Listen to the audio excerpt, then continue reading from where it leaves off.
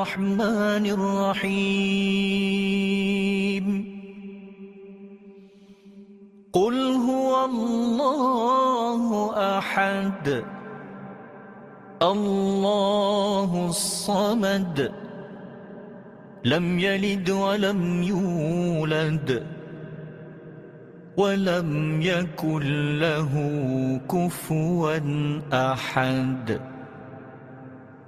بسم الله الرحمن الرحيم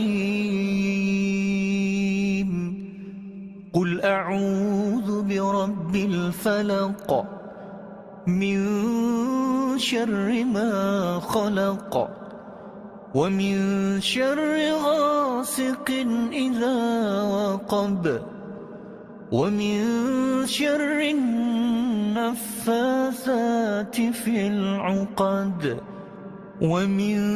شر حاسد إذا حسد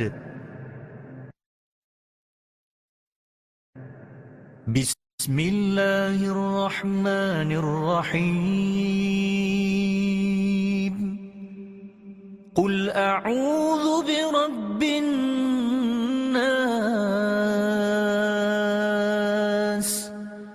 ملك الناس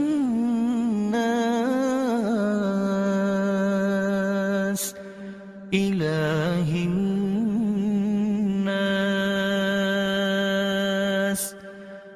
من شر الوسواس الخناس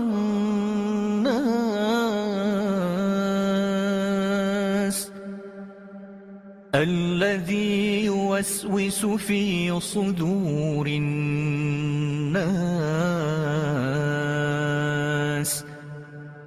من الجنة والناس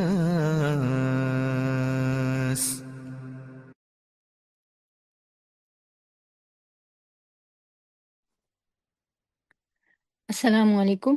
ورحمۃ اللہ وبرکاتہ۔ الحمدللہ آج ہمارا معوذات کا سیکنڈ سیشن ہے۔ انشاءاللہ آج کے لیسن میں اللہ تعالیٰ نے جو ہماری قسمت میں علم کیا ہے اس کو ہمیں لینے کے قابل بنائے۔ سب سے پہلے اللہ تعالیٰ کے نام سے آغاز کرتے ہیں، اس کے نام سے برکتیں سمیٹتے ہیں، اس کے نام سے طاقت حاصل کرتے ہیں۔ نحمدہ ونصلی ونسلم علی رسولہ الکریم، اما بعد فاعوذ باللہ من الشیطان الرجیم، بسم اللہ الرحمن الرحیم، رب اشرح لی صدری ویسر لی امری واحلل عقدۃ من لسانی یفقہوا قولی۔ اللہم انی نسألک علما نافعا وعملا متقبلا ورزقا طیبا لا الہ الا انت سبحانک انی کنت من الظالمین یا حی یا قیوم برحمتک نستغیث حسبنا اللہ ونعم الوکیل۔ ربنا آتنا فی الدنیا حسنة وفی الآخرة حسنة وقنا عذاب النار ربنا آتنا من لدنک رحمة وهیئ لنا من امرنا رشدا آمین ثم آمین۔ لاسٹ ٹائم کے سیشن میں ہم نے معوذات کے بارے میں دیکھا تھا کہ معوذات کیا ہوتی ہیں، اور اس سلسلے میں ہم نے تین مزید اس سے بننے والے یعنی عین واو زال کے روٹ لیٹر سے بننے والے لفظ جو تھے ان کے دیکھا تھا، اور وہ کیا تھے؟ استعاذہ، تعویذ یا تعوذ۔ اور آج ہم انشاءاللہ یہاں سے ہی بات کو آگے بڑھائیں گے کہ معوذات کو جب ہم نے سمجھ لیا ہے، معوذات کی اہمیت ہماری زندگی میں کیا ہے اس کو بھی جو ہے وہ ہم نے سمجھ لیا ہے، تو پھر ضروری ہے کہ ہم ڈاٹ سے ڈاٹ ملا کر بات کو آگے بڑھائیں، اور جو ان صورتوں میں جن کو معوذات کہا گیا ہے، ایمانیات کی جس طریقے سے تازگی کی گئی ہے جو کہ ہمیں محسوس ہونی چاہیے، اس کو محسوس کرنا ہے ہم نے، اور وہ محسوس کیسے ہوگا جب ہم ان صورتوں کے اندر جو ڈیپتھ ہے الفاظ کی اس کو انشاءاللہ جو ہے وہ سمجھیں گے، اور اس کے اندر جو عقائد جس طریقے سے ٹھیک کیے گئے ہیں ان کے مطابق اپنے عقائد کو درست کریں گے، اور اللہ کی ذات اور جو اس کی صفات ہیں ان کے اوپر ہمارا علم بھی بڑھے گا، علم آئے گا تو یقین بھی آئے گا، اور اس کے ساتھ جو ہے وہ ہمارا اعتماد بھی بڑھے گا۔ پھر دوسری بات یہ ہے کہ ہم نے لاسٹ ٹائم میں یہ دیکھا تھا کہ اپنے آپ کو کمزور سمجھ کر جب ہم دوسری چیزوں کا سہارا لیتے ہیں اور ان کو طاقتور سمجھنا شروع کر دیتے ہیں، ٹونے ٹوٹکوں کا، یا پھر تعویذات کا، یا انسانوں کا، یا پھر یہ کہ رنگوں کا، پتھروں کا، ان کا انتخاب کرتے ہیں، ان سے جو ہے وہ برکت سمیٹتے ہیں، یا پھر یہ کہ اللہ کو تو زبان سے کہتے ہیں کہ ان اللہ علی کل شیء قدیر، لیکن جب طاقت پکڑنے کی باری آتی ہے اللہ سے، تو اس وقت اللہ کے اوپر ہمارا وہ اعتماد و یقین نہیں ہوتا، جس کی وجہ سے ہم جنوں کو، فرشتوں کو اور کچھ طاقتور انسانوں کو قادر والا سمجھ لیتے ہیں کہ وہی جو ہے وہ قدرت بنانے والے ہیں، وہی جو ہے وہ چینجز لانے والے ہیں۔ اور اگر سوچنے کی بات ہے نا، اور اگر جادو، ٹونے ٹوٹکے، تعویذات، جادوگر، نظر بد، جن، فرشتے، اولیاء کرام، سب کے سب جو بھی ہیں، اللہ کی مرضی کے خلاف جا کر اپنے ارادوں میں کامیاب ہو جائیں، یا پھر اللہ سے اپنی مرضی کے مطابق کام نکلوا سکیں، ٹھیک ہے، اللہ کی مرضی نہیں ہے، لیکن وہ اللہ پر اس طریقے سے موٹیویٹ کر کے یا اس کو جذباتی طور پر کسی بھی طریقے سے موو کر کے اپنے کام نکلوا لیں، تو پھر ایسا خدا تو بہت کمزور ہے، اور وہ تو عبادت کے لائق نہیں ہے، اور اس کی تو پرستش جو ہے وہ نہیں کی جا سکتی۔ ایسا خدا جو ہے اس کے اوپر تو توکل نہیں کیا جا سکتا، ایسا خدا جو ہے اس سے تو انصاف کی امید نہیں رکھی جا سکتی، ایسا خدا جو ہے وہ تو اعتماد کے قابل نہیں ہے، وہ تو اپنے بارے میں یہ نہیں کہہ سکتا کہ وَكَفَى بِاللَّهِ وَكِيلًا، لیکن اللہ تعالیٰ بار بار جو ہے اپنے بارے میں یہ بات کہتے ہیں۔ تو اس کا مطلب جو ہے وہ یہ ہے کہ جو اللہ نے ہمیں کہا ہے کہ توکل کے لیے اللہ ہی کافی ہے، یہ بات سوسائٹی میں جو اللہ کے بارے میں پھیلے ہوئے زبان سے تو وہ نوشنز نہیں ہیں، مگر حرکتوں اور اعمال سے جو ایک اللہ کا ہمیں آئیڈیا ملتا ہے، اللہ تعالیٰ سے جو ہے وہ بالکل مختلف ہے۔ اور اگر سوسائٹی میں پھیلے ہوئے اللہ کے بارے میں جو خیالات ہیں، آئیڈیاز ہیں، بدگمانیاں ہیں، اگر ان کے اوپر تکیہ کیا جائے یا ان کو انف مان لیا جائے، تو پھر ایسے اللہ پر ہم توکل نہیں کر سکتے، ایسے اللہ سے ہم پروٹیکشن نہیں لے سکتے، ایسے اللہ سے جو ہے وہ ہم اپنی حفاظت کے لیے کوئی گارنٹی نہیں لے سکتے، اور نہ ہی وہ جو ہے وہ ایسا اللہ کوئی گارنٹی جو ہے وہ دیتا ہے۔ لیکن قرآن میں جو تعارف ہمیں اللہ تعالیٰ کے بارے میں ملتا ہے، وہ ہماری سوسائٹی میں پھیلے اللہ کے تعارف سے بالکل جو ہے وہ میچ نہیں کرتا ہے۔ ان سب وہم اور اندیشوں اور بیماریوں کا علاج انشاءاللہ آج کے سیشن میں جو علم اللہ تعالیٰ ہمیں دے رہے ہیں آج کی صورت کے ذریعے سے، اس کا علاج اس صورت میں جو ہے وہ کیا گیا ہے۔ اس میں اللہ سے جو پناہ مانگنے کی یا پناہ کی جو طلب ہے، اس کا صحیح معنوں میں ہمیں احساس جو ہے وہ دلایا گیا ہے، وہ کیسے جو ہے وہ ہمیں ملے گی اور اس کے کیا جو ہے وہ ذرائع ہیں، وہ سب ہمیں جو ہے وہ اس صورت میں ملتا ہے۔ اس میں ہمیں اللہ کا تعارف جو ہے وہ ملتا ہے، جو ہر انسان کا رب ہے، بلکہ رب العالمین ہے، انسانوں کا ہی نہیں، سارے عالمین کا رب ہے، اور اصل قدرت جو ہے جس کی نظام عالم میں کارفرما ہے، وہی جو ہے وہ ہمیں دیکھنے کو ملے گی انشاءاللہ۔ اور اس میں آج کا جو سیشن ہے چونکہ بہت امپورٹنٹ ہے، تو یہ صورت جو ہمیں ہمارے رب کا تعارف دے رہی ہے، ہمارے رب پر ہمارا ایمان یقین بڑھائے گی، اس سے ہماری محبت بڑھائے گی، ہمیں جو ایک دین کی اساس ہے، جو صحیح معنوں میں بنیادیں ہیں، ان کے اوپر صحیح معنوں میں ہمارے دین کی بنیادیں ان کو کھڑا کرے گی۔ تو ضرورت یہ ہے کہ اللہ کی جو بات ہے، اس کی بات سننے، اللہ کے کلام کو سننے، اور اس پر اس کے بارے میں توجہ کرنے کے لیے چند باتیں جو ہے وہ ہمیں ان کو زیر غور جو ہے وہ کرنا ہے۔ اور میں سے پہلی بات کیا ہے؟ ادب کے ساتھ بیٹھنا ہے، اللہ کی مجلس ہے، تو اس میں پہلا کام کیا کرنا ہے؟ ادب کے ساتھ بیٹھنا ہے۔ تو لہٰذا ٹیک چھوڑ دیں، خاص طور پر وہ جو اپنے آپ کو جوان سمجھتے ہیں، اور اگر کوئی اپنے آپ کو کمزور سمجھتا ہے اور اتنا کمزور ہے کہ وہ سیدھا ہو کر نہیں بیٹھ سکتا، تو بے شک وہ سہارا لے سکتا ہے، لیکن یہ بات جو ہے، اگر جب اپنے آپ میں آپ انرجی اور طاقت محسوس کرتے ہیں، تو سہارے لے کر بیٹھنا جو ہے ان کو چھوڑ دیں۔ اور پھر یہ کہ اگر کوئی دوسرا کام ساتھ میں کر رہے ہیں تو اس پر سے بھی اپنی توجہ ہٹا لیں، کیونکہ اللہ کی بات جو ہے وہ توجہ مانگتی ہے، وہ دھیان مانگتی ہے۔ اور بات یہ ہے کہ آپ اگر توجہ اور دھیان نہ بھی دیں، بات تو تب بھی سن سکتے ہیں، لیکن جو بات ہم بغیر توجہ اور دھیان کے سنتے ہیں، اس کا نتیجہ کیا نکلتا ہے کہ بات تو ہم سن لیتے ہیں، لیکن اس کے نتیجے میں ہمارے دل پر اثر نہیں ہوتا۔ تو توجہ سے بات کو سننا دل پر جو ہے وہ اثر کرتا ہے، اور بعض اوقات باتیں جو ہے وہ نئی نہیں ہوتی، پرانی ہی ہوتی ہیں۔ آپ نے ہو سکتا ہے بہت دفعہ سنا ہو سکتا ہے نہ سنا ہو سکتا ہے سنا ہو اور ذہن سے محو ہو گیا ہو، لیکن اگر آپ بات کو توجہ اور دھیان سے سنیں گے تو اس کے نتیجے میں کیا ہوگا کہ دل پر بات اثر کرے گی اور عمل سے ظاہر ہوگی، ورنہ بہت کچھ ہم سنتے ہیں اور وہ ہمارے عمل سے اس کا ظاہر نہیں ہو پاتے وہ باتیں، وہ علم جو ہے وہ ہمارے عمل میں نہیں اتر پاتا۔ تو اس کی وجہ کیا ہوتی ہے کہ ہم نے بات سنی تو ہوتی ہے، لیکن یہ کہ شیطان جو ہے وہ ہمارے دل اور دماغ میں اس طرح سے وسوسے ڈالتا ہے کہ ہم اس کو انٹرسیپٹ نہیں کر پاتے، اور نتیجتاً کیا ہوتا ہے کہ ہم اللہ کی بات ایک کان سے سن کر دل میں تو نہیں اتارتے، ہاں دماغ میں ہو سکتا ہے اتر گئی ہو،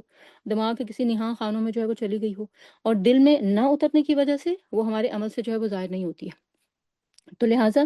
آج اگر جو باتیں آپ سنیں تو اس کو جو ہے وہ دھیان سے سنیں، اور شیطان کا تو کام ہی یہ ہے کہ وہ انسان کے ذہن میں ایسے خیالات ڈالتا رہتا ہے، اور ایسے خیالات یا وسوسے ڈالنے کا اس کا مقصد کیا ہوتا ہے؟ اس کو علم سے دور کرنا،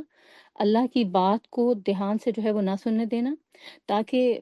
اگر یہ شخص جو ہے بات سن بھی لے تو بور ہو کر سنے اور بوریت کے احساس کے ساتھ سنے، اور پھر جب انسان بوریت کے احساس کے ساتھ کوئی بات سنتا ہے تو وہ عمل سے بہت دور نکل جاتا ہے۔ تو لہٰذا بات کو عمل میں اتارنے کے لیے ضروری یہ ہے کہ اللہ کی بات کو ادب کے ساتھ سنیں، اللہ کی بات کو دھیان اور توجہ کے ساتھ سنیں۔ تو یہ گزارش ہے، اور اس گزارش کے ساتھ جو ہمارا ظاہر ہے کہ اللہ کے کلام کے ساتھ، اللہ کی بات کے ساتھ رویہ ہونا چاہیے، اس احساس اور اس توجہ کے ساتھ بات کو آگے بڑھاتے ہیں کہ ہمارا آج کا سیشن جو ہے اس کے نکات کیا ہوں گے، اس میں ہم کن کن چیزوں کو دیکھیں گے۔ وہ ہیں سورہ اخلاص کا تعارف ہم اس میں لیں گے، اور اس کی اہمیت جو ہے اس کو سمجھیں گے، اور اس کے ساتھ سورہ اخلاص کے اہم الفاظ ان کو دیکھیں گے کون کون سے ہیں،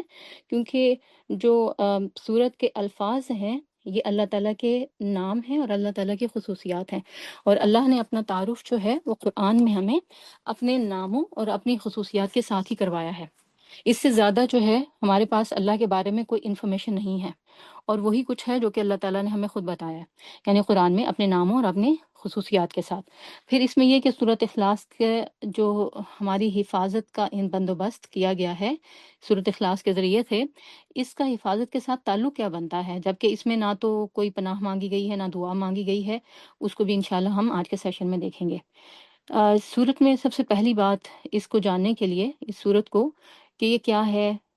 سورت اخلاص یعنی کیوں اور کب نازل ہوئی، اور ہماری زندگی میں اس کی جو ہے وہ اہمیت کیا ہے، اس کا شان نزول جو ہے وہ کیا ہے، اس سلسلے میں ایک حدیث ہماری رہنمائی کرتی ہے۔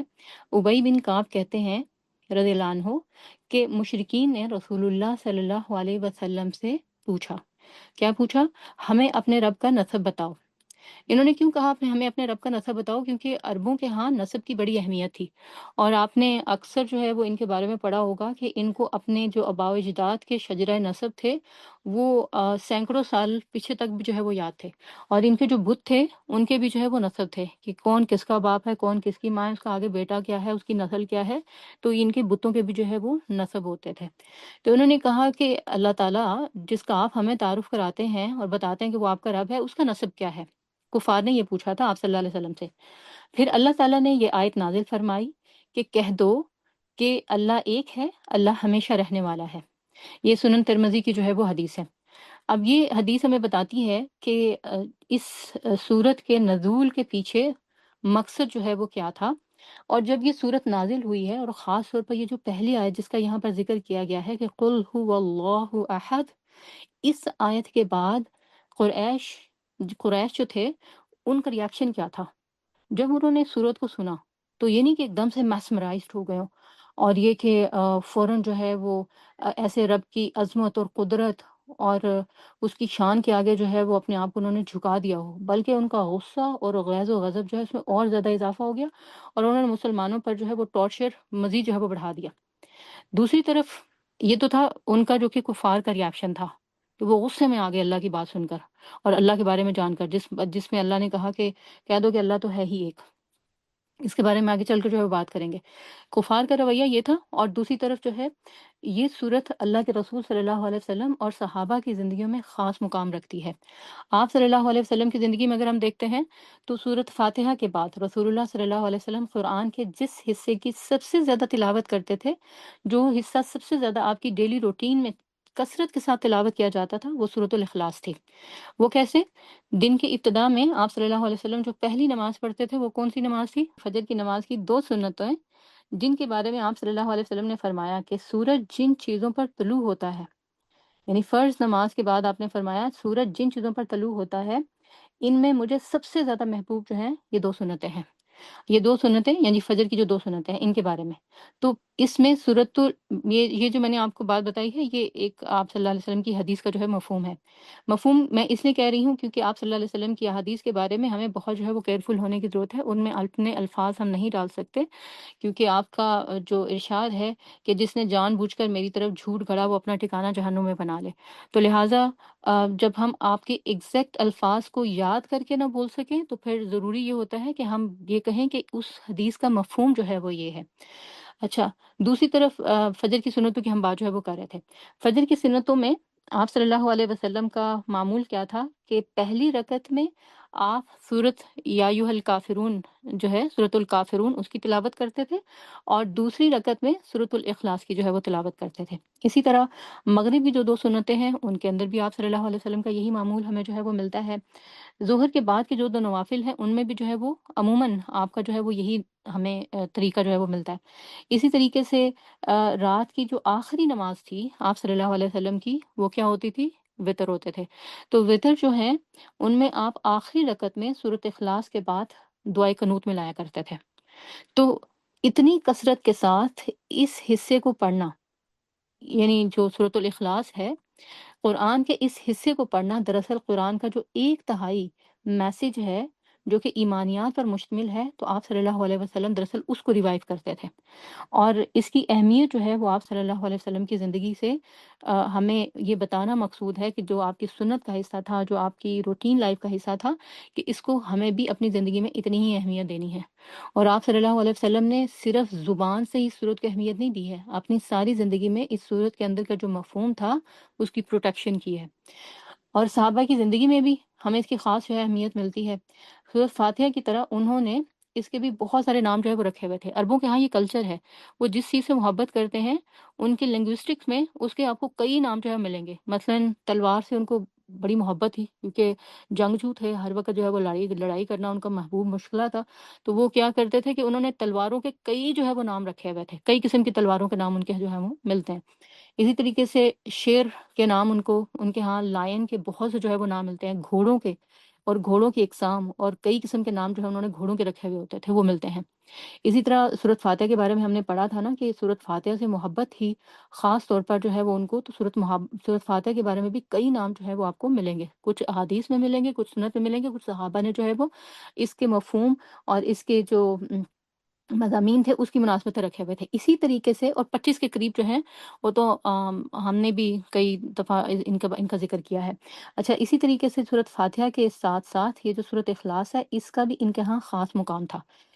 اس سورت کے بھی انہوں نے بہت سارے نام رکھے ہوئے تھے اور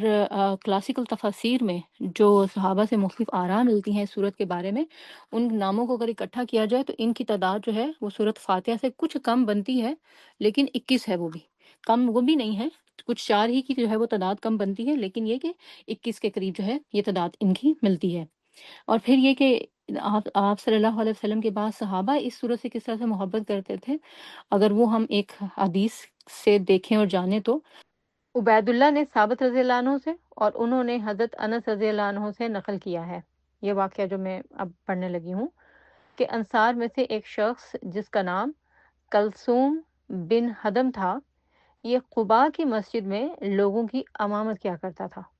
اور وہ جب بھی کوئی سورت فاتحہ کے بعد شروع کرتا تو پہلے قل هو اللہ احد پڑھ لیتا اور پھر کوئی دوسری سورت پڑھتا، یعنی 2 سورتیں ملا کے پڑھتا سورت فاتحہ کے بعد، اور ہر رکعت میں اس کا یہی عمل تھا۔ اس کے ساتھیوں نے اس سلسلے میں اس پر اعتراض کیا اور کہا کہ تم پہلے یہ سورت پڑھتے ہو یعنی سورت اخلاص اور صرف اسی کو کافی خیال نہیں کرتے بلکہ دوسری سورت بھی اس کے ساتھ ضرور پڑھتے ہو۔ تو اب انہوں نے سجیشن دی اسے اور کہا یا تو تمہیں صرف اسی کو پڑھنا چاہیے یعنی صرف سورت اخلاص پڑھ لو، ورنہ اسے چھوڑ دینا چاہیے اور بجائے اس کے کوئی دوسری صورت پڑھنی چاہیے، یعنی صورت اخلاص کو دوسری طرف آپشن یہ ہے کہ چھوڑ دو اور اس کی جگہ کوئی دوسری صورت پڑھ لو۔ اس شخص نے ان کے اس اعتراض کے جواب میں کہا کہ میں اسے نہیں چھوڑ سکتا، اب اگر تمہیں پسند ہے کہ میں تمہیں نماز پڑھاؤں تو برابر پڑھتا رہوں گا، یعنی کہ میں اپنا معمول یہی رکھوں گا، ورنہ میں نماز پڑھانا چھوڑ دوں گا۔ لوگ یہ سمجھتے تھے کہ یہ ان میں سب سے افضل ہیں، یعنی امامت کے لیے سب سے زیادہ موزوں ہیں، کیونکہ امامت کی بھی شرائط ہے نا کہ جس شخص کو قرآن سب سے زیادہ آتا ہو، جو تقویٰ میں آگے ہو، جو عمر میں آگے ہو، تو اس کو امامت کے لیے کھڑا کرنا چاہیے۔ تو وہ سمجھتے تھے کہ ان میں سب سے افضل جو ہے وہ یہی ہیں، اس لیے وہ نہیں چاہتے تھے کہ ان کے علاوہ کوئی اور شخص نماز پڑھائے۔ جب نبی صلی اللہ علیہ وسلم تک یہ بات پہنچی، آپ صلی اللہ علیہ وسلم جب تشریف لائے، تو ان لوگوں نے آپ صلی اللہ علیہ وسلم کو واقعے کی خبر دی، اور آپ صلی اللہ علیہ وسلم نے ان کو بلا کر پوچھا، ان صحابی کو بلایا اور ان سے کہا کہ اے فلاں، تمہارے ساتھی جس طرح کہتے ہیں اس پر عمل کرنے سے تم کو کون سی رکاوٹ ہے، یعنی کیا چیز ہے جو تمہیں یہ عمل نہیں کرنے دیتی، اور ہر رکعت میں اس صورت کو ضروری قرار دے لینے کا سبب کیا ہے، یعنی سورۃ اخلاص جو ہے ہر رکعت میں جو آپ مست پڑھتے ہیں اس کے پیچھے کیا وجہ ہے۔ انہوں نے کہا آپ صلی اللہ علیہ وسلم سے کہ یا رسول اللہ صلی اللہ علیہ وسلم، میں اس صورت سے محبت رکھتا ہوں۔ حضرت صلی اللہ علیہ وسلم نے فرمایا اس کے جواب میں، اور جو فرمایا وہ بہت ہی خوبصورت تھا، فرمایا اس صورت کی محبت تمہیں جنت میں لے جائے گی۔ تو گویا اس صورت سے محبت کرنا انسان کو جنت کا حقدار بناتا ہے۔ تو اس کا مطلب جو ہے وہ کیا ہے کہ آپ صلی اللہ علیہ وسلم نے اس کے اس عمل کو پسند کیا، اور اسی لیے پسند کیا تو اس کے جواب میں جو ہے یہ اس کو خوشخبری دی کہ اگر تم اس صورت سے محبت کرتے رہے تو اس کی محبت جو ہے وہ تمہیں جنت میں لے جائے گی۔ اچھا، صحابہ کی محبت جو ہے وہ کسی بھی چیز سے ہماری طرح بلائنڈ نہیں ہوتی تھی کہ ہمیں پتہ ہی نہیں ہوتا کہ کیا چیز ہے، اس کی اہمیت کیا ہے، اور کیوں جو ہے اس کو ہم نے اپنی زندگی میں شامل کرنا ہے، اور ہم بس اس کے بارے میں کہتے رہے، جیسے ہم کہتے ہیں آئی لو اللہ، آئی لو محمد صلی اللہ علیہ وسلم، آئی لو قرآن، اور یہی باتیں ہم اپنے بچوں کو بھی رٹواتے ہیں۔ تو یہ جو رٹو طوطے نہیں تھے، وہ بات کو سمجھ کر، اس کی اہمیت کو جان کر اس سے محبت کرتے تھے، اور اللہ کے نبی صلی اللہ علیہ وسلم اور صحابہ کی زندگیوں میں اس اہمیت کے جاننے کے بعد ہی ان کے اندر اس چیز کے بارے میں جو ہے محبت پیدا ہوتی تھی۔ تو یہ جو ہے یہ خاص وہ چیز تھی، یہ خاص وہ انعام تھا جو کہ ان کے اوپر تھا، اور ظاہر ہے کہ وہ اپنے زبان کے ماہر تھے، لنگوسٹک سے ماہر تھے، تو ان الفاظ کی طاقت کو سمجھتے تھے، اس کے سحر کو جانتے تھے جو کہ ان الفاظ کے اندر تھا اس صورت میں، اور انہوں نے جو ہے وہ صرف زبان سے ہی نہیں بلکہ اپنی زندگی سے، اپنی جان سے بڑھ کر جو ہے وہ اس صورت سے محبت بھی کی ہے، اور اس کے پیغام کو اپنی زندگی میں ہی نہیں بلکہ دوسروں کی زندگی میں بھی جو ہے وہ لے کر گئے ہیں، اور اس کو پھیلایا، اور اس کے اوپر جو ہے وہ کسی قسم کا کمپرومائز جو ہے وہ نہیں کیا ہے۔ وہ ایک صحابی تھے نا کہ کسی روم یا پھر یہ کہ ایران کے کسی جو ہے وہ سپہ سالار کے خیمے میں گئے تھے، اور وہاں پر جا کر اس کے کارپیٹ کو پہلے انہوں نے خنجر سے جو ہے وہ کاٹا، اور پھر اس کو اٹھایا اور پھر زمین کے اوپر بیٹھے، اور وہ جو سپہ سالار تھا، اور وہ ظاہر ہے کہ بادشاہ کا نائب جو تھا، وہ ناراض ہو گیا، اور اس نے کہا کہ تم عرب جو ہے وہ ایسے جاہل ہو، تم لوگوں کو جو ہے چیزوں کو استعمال کرنے کی بھی تمیز نہیں ہے، اور تم میرے سامنے جو ہے وہ آئے ہو، بیٹھے ہو، تمہیں جانتے ہو کہ میں کون ہوں؟ تو اس نے کہا ہاں میں جانتا ہوں کہ تم کون ہو، اور میں یہ بھی جانتا ہوں کہ میں کون ہوں، میں تمہارے اور اپنے رب کا جو ہے وہ بھیجا ہوا نمائندہ ہوں۔ تو یہ کانفیڈینس جو ہے وہ ان کو کہاں سے آتا تھا؟ ان یہ جو صورتیں تھیں، قرآن تھا، اور قرآن کی یہ صورت، اس کے اندر کے جو مفہوم تھے، جو اس کی انڈرسٹینڈنگ تھی، اس کو سمجھ کر جو ہے ان کے اندر آیا تھا۔ تو اسی لیے ضروری یہ ہے کہ جب ہم ان الفاظ کو پڑھ رہے ہیں اور ان کو پڑھتے ہیں اور یہ ہماری زندگی میں شامل ہے، اور ہمیں پتہ ہے اللہ کے نبی صلی اللہ علیہ وسلم کی سنت یہ تھی، اور اس سے ہم صبح و شام اپنی پروٹیکشن کا اہتمام بھی کرتے ہیں یا کرنا چاہتے ہیں، تو پھر ہمیں پتہ ہو کہ کیا چیز ہے، کیا لفظ ہیں، کیا ان کی طاقت ہے جن کے ذریعے سے ہم اپنی حفاظت کا بندوبست جو ہے وہ کر رہے ہیں۔ اور جب یہ صورت نازل ہوئی ہے، اس کے بعد جو ہے جو روایات میں ہمیں ملتا ہے کہ حضرت بلال کا جو آقا تھا امیہ بن خلف، وہ جب ان کو پیٹتا تھا حضرت بلال کو، تو اس کے بعد وہ احد احد کی جو ہے وہ تکرار کیا کرتے تھے، جس میں وہ پڑھنے والی ہر زد اور ہر چوٹ جو ہے اس کے جواب میں ان کی زبان سے ایک ہی لفظ نکلتا تھا، اور وہ کیا تھا؟ احد احد۔ تو اس صورت کی پہلی آیت کے اگر ہم دیکھیں تو جو پہلی آیت کا جو آخری لفظ ہے وہ کیا ہے؟ قل هو اللہ احد۔ اسی طرح اس صورت کی جو آخری آیت ہے وَلَمْ يَكُنْ لَهُ كُفُوًا أَحَدٌ، تو آخری آیت کا بھی جو آخری لفظ ہے وہ کیا ہے؟ احد ہے۔ تو گویا یہ سورت جو ہے احد احد کی تکرار جو ہے وہ کرتی ہے۔ تو اس کا جو مین ورڈ ہے اس سورت کا اگر وہ دیکھا جائے تو اب الفاظ آپ کے جو سامنے ہیں، ان میں سب سے اوپر دیکھیں آپ اخلاص ہے، پھر احد ہے، اس کے اپوزٹ الصمد ہے، پھر نیچے جو ہے وہ کفوا ہے۔ یہ الفاظ میں، ان الفاظ میں جو سب سے سینٹرل پوزیشن اگر کسی لفظ کی ہے تو وہ احد کی ہے۔ باقی سارے ورڈ جو ہیں وہ ایکسپلین کرتے ہیں اس احد کے لفظ کو، اور اس کے بعد جو ہے یہ واپس جاتا ہے اخلاص کو کمپلیٹ کرنے کے لیے، کہ کیسے جو ہے احد اصل میں ایکسپلین کیا گیا ہے الصمد کے ذریعے سے، احد ہی ایکسپلین کیا گیا ہے کفون کے ذریعے سے، اور یہ احد اور الصمد اور کفون جو ہیں یہ مل کر صورت اخلاص کا جو نام ہے اس کا اصل ایسنس جو ہے وہ واضح کرتے ہیں۔ لاسٹ ٹائم بھی میں نے آپ سے گولڈ کے بارے میں ایک بات پوچھی تھی، تو آج پھر ذرا گولڈ کی بات کرتے ہیں۔ آپ کو پریمیم گولڈ کا پتہ ہے کیا ہوتا ہے؟ اگر کبھی آپ جو ہے کسی جائیں ایسے جو گولڈ سمتھ ہے اور وہ آپ کو کوئی جیولری کی چیز دکھائے، اب تو خیر گولڈ مہنگا چونکہ بہت ہو گیا ہوا ہے، تو وہ آپ کو جو پریمیم گولڈ ہے اس کی پروڈکٹ خاص طور پر الگ سے دکھاتے ہیں اور بتاتے بھی ہیں کہ یہ پریمیم گولڈ کی پروڈکٹ ہے، یہ پریمیم گولڈ سے بنا ہے۔ پریمیم گولڈ جو ہے وہ گولڈ وہ ہوتا ہے جو کہ خالص سونے کی ڈلی سے بنا ہوا ہوتا ہے، اس کے اندر باہر سے کوئی جوڑ توڑ نہیں کیا گیا ہوتا، یا اس کے اندر یعنی ایک تو وہ خالص سونے سے ہی ہوتا ہے، اور ایک ہی جو ہے وہ پیس جو ہوتا ہے اس کے اندر کارونگ کر کے ایک پورا جو ہے وہ سیٹ بنایا گیا ہوتا ہے۔ اور پھر دوسری چیز اس میں یہ ہوتی ہے کہ اس میں کسی قسم کی کوئی آمیزش جو ہے وہ نہیں ہوتی ہے۔ اگر آپ نے صورت اخلاص کو سمجھنا ہے تو آپ کو مثال کے طور پر میں نے پریمیم گولڈ کی یہ بات کی ہے کہ جس طریقے سے پریمیم گولڈ سے بنا ہوا کوئی بھی پیس آف جیولری جو ہے اس میں کوئی جوڑ توڑ نہیں ہوتا، کوئی اس کا جو ہے اس کو الگ جو ہے وہ پیسز میں نہیں ہوتا، وہ سب ایک اکٹھا ہوتا ہے، اور نہ ہی باہر سے کوئی اس میں آمیزش ہوتی ہے۔ اسی طریقے سے صورت اخلاص جو ہے اس میں کوئی جو ہے وہ جوڑ نہیں ہے، یہ ایک صورت کے ارد گرد جو ہے وہ الفاظ سارے جو ملتے ہیں احد، الصمد اور کفون، یہ مل کے اخلاص جو ہے وہ بناتے ہیں۔ یہ ایک پیس ہے، اور پریمیم گولڈ کی وہ چیز ہے جو آپ کو سمجھ میں آ گئی تو آپ کی زندگی جو ہے اس کا فوکل پوائنٹ ہی جو ہے وہ بدل جائے گا، آپ کو اپنی زندگی کا مقصد جو ہے وہ سمجھ میں آ جائے گا۔ اچھا، اس بات کو جاننے سے پہلے نا آپ ایک جملے میں ذرا لکھ لیں میری زندگی کا مقصد کیا ہے، اور اور آج کی صورت جو ہے وہ پڑھنے کے بعد آپ اپنے آپ کو جج کر سکیں گے کہ واقعی ہی میری زندگی کا مقصد یہ ہے، اور کیا میں یہی کام جو ہے وہ کر رہی ہوں یا میں کچھ اور جو ہے وہ کر رہی ہوں۔ اچھا، پوری صورت میں جو لفظ میں نے آپ کو جیسے پہلے کہا کہ جو لفظ امپورٹنٹ ہے جس کے گرد پوری صورت گھومتی ہے وہ ہے احد، اور اس احد ہی کو جو ہے وہ ایکسپلین کیا گیا ہے۔ اس صورت کا ٹائٹل اخلاص ہے۔ اخلاص جو ہے مطلب اس کا خالص یا خلوص، اس سے دونوں لفظ بنتے ہیں، مطلب پیورٹی بھی اور سنسیرٹی بھی۔ تو احد جو ہے ان کے درمیان کے دو الفاظ کفون اور الصمد جو ہے، یہ اس سے جب یہ سب مل جاتے ہیں تو اخلاص جو ہے وہ کمپلیٹ ہو جاتا ہے، پیورٹی جو ہے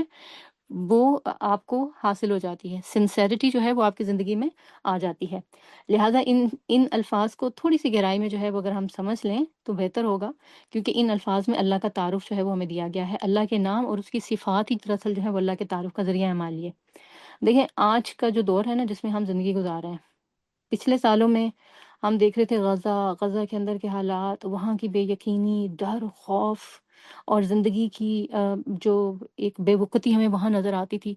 آج یہ دیکھ لیں اس کا دائرہ پھیل کرنا دوسرے علاقوں تک بھی جو ہے پہنچ گیا ہے۔ پہلے یمن تک پہنچا تھا، پھر ایران تک پہنچا، اور اب جو ہے وہ پاکستان بھی اس کی لپیٹ میں ہے۔ یہ ہے وہی، یہ وہ ایک ہی سرکل جو ہے وہ چل رہا ہے۔ تو آج کے جو دور ہے اس میں جو ڈر ہے، جو خوف ہے، جو بے یقینی ہے، یا بے چینی ہے، جنگوں کے حالات جو ہیں، اس میں مسلمانوں کی تکلیف ہے، ہندوؤں اور یہودیوں کا آپس میں ایک دوسرے کے ساتھ کٹ جوڑ ہے، مسلمانوں کے قدم ڈگمگا رہے ہیں، لڑکھڑا رہے ہیں، گھبرا رہے ہیں ہم، ڈر رہے ہیں ہم،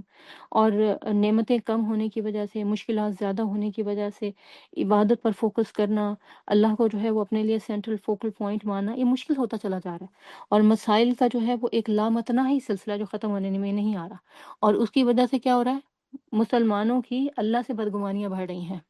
آپ کہہ سکتے ہیں نہیں نہیں میری تو نہیں بڑھ رہی، ہم اپنی اگر بات چلے چھوڑ بھی دیں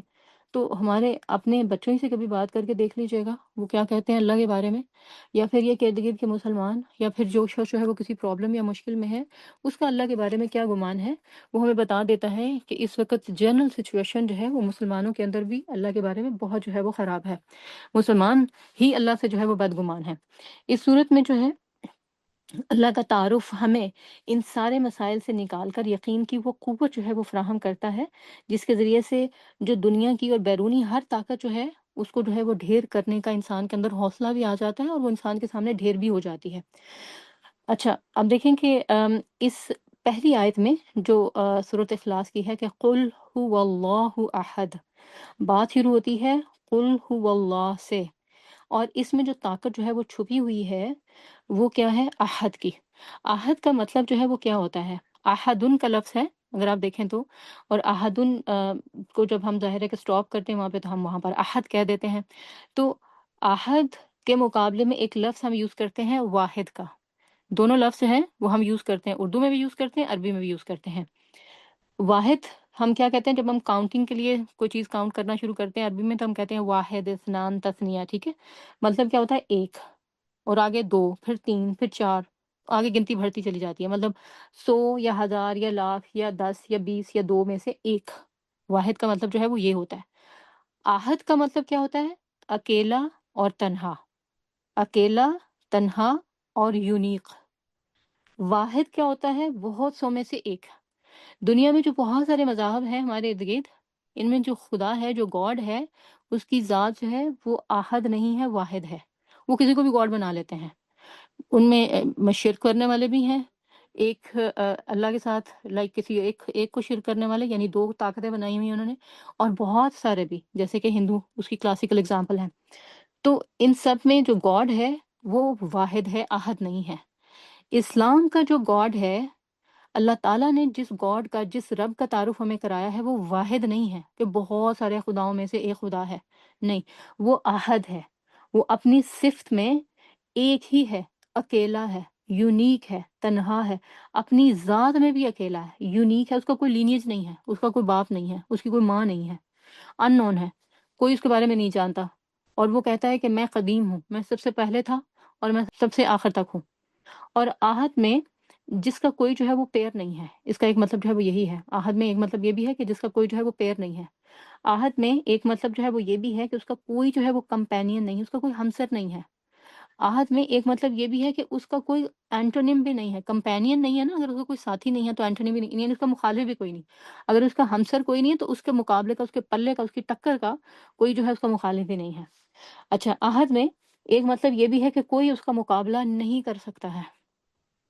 تو یہ جس رب کی کوالٹیز ہوں، اس رب نے اپنا تعارف جب دیا تھا، جن حالات میں دیا تھا، وہ کیا حالات ہے کہ حرم میں 360 بت پڑے ہوئے تھے۔ قریش جو ہے وہ اپنے آپ کو پروٹیکشن کی ضمانت سمجھتے تھے۔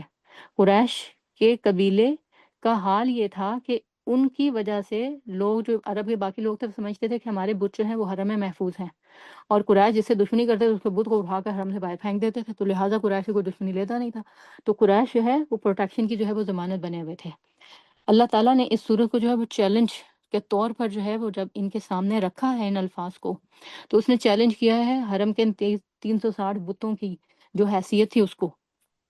تم سمجھتے ہو یہ بت تمہاری پروٹیکشن کرتے ہیں؟ قریش کو کہا تم سمجھتے ہو کہ تم جو ہے وہ لوگوں کی پروٹیکشن کی ضمانت ہو؟ تمہارا نام ضمانت کے طور پر کافی ہے؟ نہیں، تم جو ہے وہ کچھ بھی نہیں ہو، تم دراصل کیا ہو؟ خود وہ ہو جن کو پروٹیکشن کی جو ہے وہ ضرورت ہے۔ اچھا، اسی طریقے سے آج آپ دیکھیں،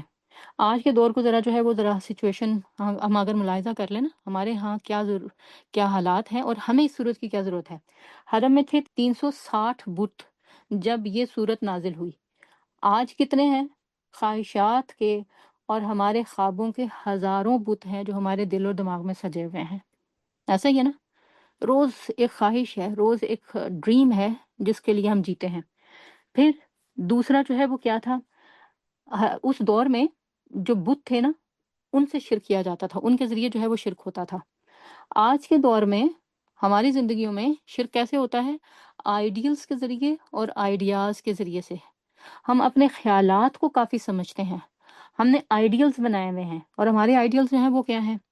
ماں باپ ہیں، اولادیں ہیں، کسی کے لیے اس کا استاد ہے، کسی کے لیے دوست ہے، کسی کے لیے خاندان کا کوئی انسیسٹر ہے، کسی کے لیے جو ہے وہ کوئی فلم سٹار ہے، کوئی ایکٹر ہے، کوئی پلیئر ہے۔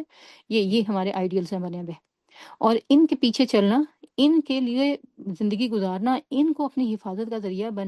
بنانا اور سمجھنا، وہ ہم جو ہے وہ کافی سمجھتے ہیں۔ کوئی اپنی تعلیم کو کافی سمجھتا ہے کہ یہ میری حفاظت کا ذریعہ ہے، کوئی جو ہے وہ اپنے خاندانی نسب کو، وقار کو، کوئی دولت کو، کوئی پیسے کو۔ یہ آئیڈیلز ہیں جو ہمارے بنے ہوئے ہیں، ان کے ذریعے جو ہے وہ ہم کیا کرتے ہیں، شرک کرتے ہیں۔ اچھا، پھر قریش جو ہے وہ سمجھتے تھے وہ سیکیورٹی کی ضمانت ہے، ان کا نام سیکیورٹی کی ضمانت ہے۔ آج کے دور میں کون سیکیورٹی کی ضمانت سمجھا جاتا ہے؟ امریکہ، مائی باپ بنا ہوا ہے نا، سب کا گاڈ فادر بنا ہوا ہے، اور دنیا میں جو ہے وہ ہر جنگ کے پیچھے سمجھیں وہی ہاتھ ہے، اس وقت سپر پاور جو ہے وہ وہی ہے۔ تو آہد جو ہے، جب یہ اللہ تعالیٰ نے نام اپنا اتارا ہے اس صورت میں، اور جس طریقے سے اس صورت میں آہد کا یہ لفظ آیا ہے، قرآن میں کہیں اور نہیں آیا ہے، یہ بھی جو ہے وہ یاد رکھنے والی بات ہے۔ تو یہاں پر اللہ تعالیٰ نے جو ہے وہ کیا کہا کہ آسمان کے خدا کو اس کی جگہ دو، اور یہ جو زمین پر تم نے خدا بنائے ہوئے نا، ان سے اپنی جان چھڑا لو، کیونکہ یہ تمہاری جو ہے حفاظت نہیں کر سکتے ہیں۔ تو مشرکین کو جو ہے وہ چیلنج کیا، اہل کتاب کو جو ہے وہ چیلنج کیا، کیونکہ یہ سب اپنے آپ کو جو ہے وہ کیا سمجھتے تھے، سیکیورٹی کی علامت سمجھتے تھے کہ ہم ہیں دنیا میں امن کی ضمانت، ہم ہیں دوسروں کو جو ہے وہ پروٹیکشن دینے والے۔ تو اس وقت ہمارے ذہن میں جو ہے نا، جو ہمیں پروٹیکشن دے سکتا ہے، ہمیں ہمارے ذہن میں نا جو ہماری کسی مشکل میں مدد کر سکتا ہے، جس کو ہم مشکل کے ساتھ کشا سمجھتے ہیں، وہ لوگ تو بزرگ بابوں کو سمجھتے ہیں نا کہ وہ مشکل کشا ہیں۔ ہم نے یہ جن کو مشکل کشا سمجھا ہوا ہے، مائٹ بھی آپ کے اکاؤنٹ میں، آپ کے بینک بیلنس میں جو رقم پڑی ہے، جو پیسہ پڑا ہے، آپ سمجھتے ہو وہ مشکل کشا ہے، ضرورت کے وقت پر، رین ڈیز میں وہ کام آئے گا۔ کسی کے پاس جو ہے وہ گولڈ کا کوئی پیس یا جیولری، وہ سمجھتا ہے وہ اس کے جو ہے وہ کام آ سکتا ہے۔ کسی کے لیے اولاد، اس کے لیے جو ہے اس کی مشکل وقت میں اس کی مدد کرنے والی، کسی کے لیے اس کا خاندان ہے، کسی کے لیے اس کا اسٹیٹس ہے۔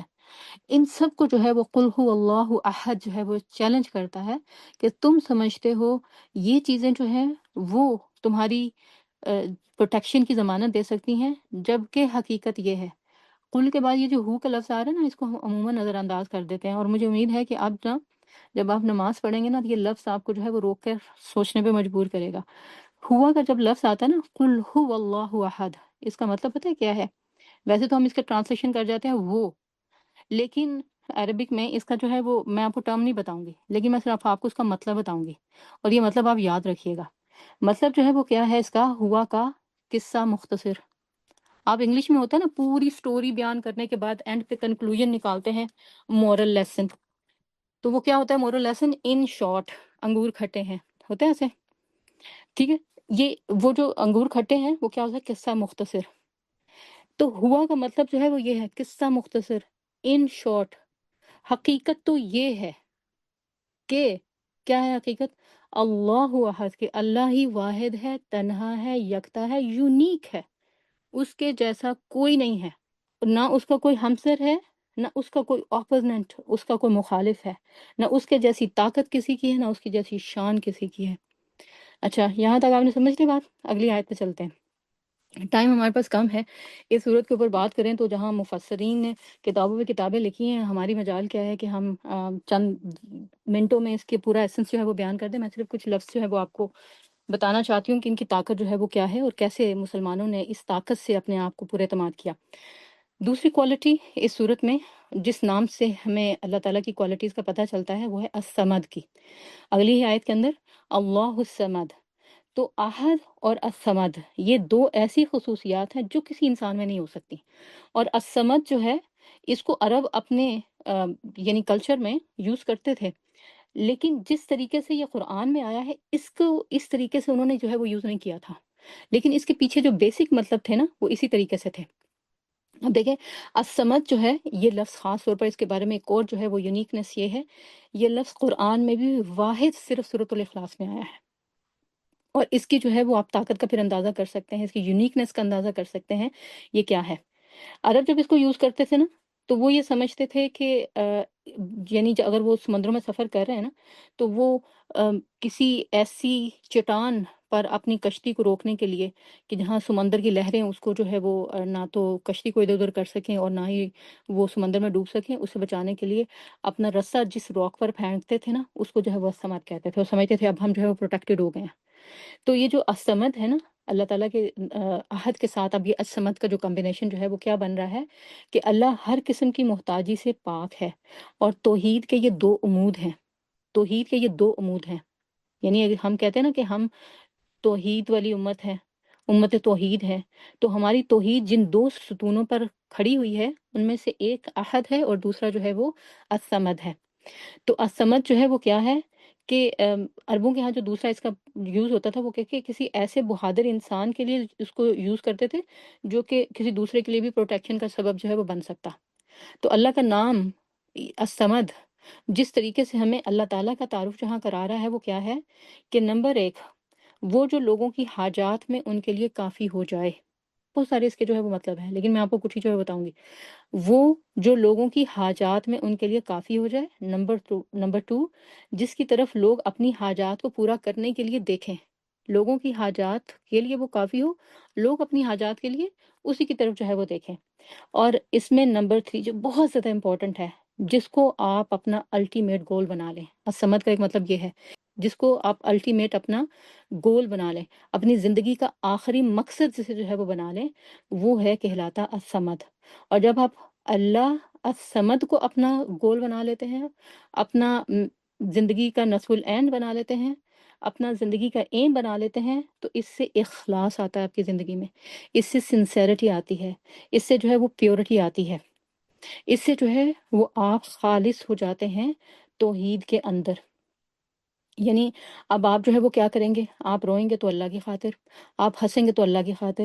آپ کی دوستی ہوگی تو اللہ کی خاطر، آپ کی دشمنی ہوگی تو اللہ کی خاطر۔ اور جب یہ کام ہو جائے گا تو آپ کا ایمان جو ہے اس کی سویٹنس آپ کو اپنی زندگی میں محسوس ہونے لگے گی۔ آپ چکھ لیں گے کہ توحید کا مطلب کیا ہے، اور توحید آپ کو کس طریقے سے جو ہے وہ لوگوں سے اور لوگوں کی طاقت سے، اور یا یہ کہ ان کی طرف سے ڈالی گئی جو آزمائشیں ہوتی ہیں ان سے بے نیاز کر دیتی ہے۔ اور الصمد جو ہے وہ اس طاقت کو بھی کہا جا سکتا ہے، کہا جاتا ہے جس کو کوئی جو ہے مغلوب نہیں کر سکتا، جس کو کوئی جو ہے وہ اوور پاور نہیں کر سکتا ہے۔ تو اب آپ دیکھیں کہ جب الصمد کی یہ کوالٹیز ہیں، احد کی کوالٹیز ہم نے پڑھی وہ کیا تھی؟ یونیک، اکیلا، تنہا، اور الصمد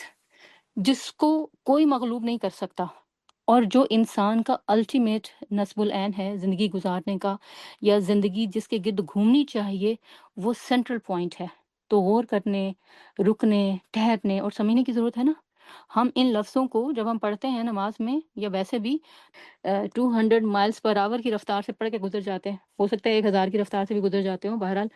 اتنی سپیڈ سے ہی گزرتے ہیں کہ رکتے نہیں، سوچتے نہیں، سمجھتے نہیں۔ اور جبکہ الصمد کا مطلب کیا ہے کہ وہ جس کے اوپر کوئی غلبہ نہیں پا سکتا، وہ جس سے کوئی آگے نہیں نکل سکتا، وہ جو سپرب ہے، جس کی عظمت کے سامنے کوئی جو ہے وہ ٹھہر نہیں سکتا۔ تو یہ جو